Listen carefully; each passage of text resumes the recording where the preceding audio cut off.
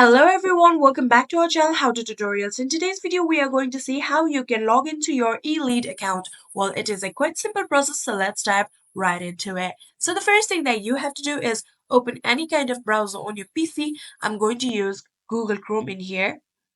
So after opening your browser, what you're going to do is go to the search bar right here and start typing cochrane.eleadchrome.com. So after you have written this on your search bar, now tap on the enter button on your keyboard and this will lead you to the official website of eLead.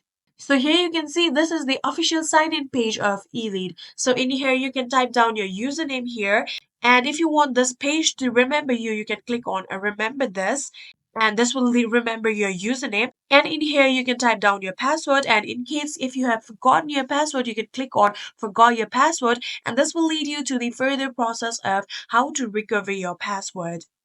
So if your both username and your password is correct, then click on sign in button. Then it will log into your eLead account.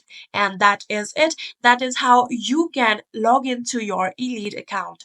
I hope this video was helpful to you guys. If it was, please do not forget to hit that subscribe button and like our video. Thank you so much for watching. See you in the next.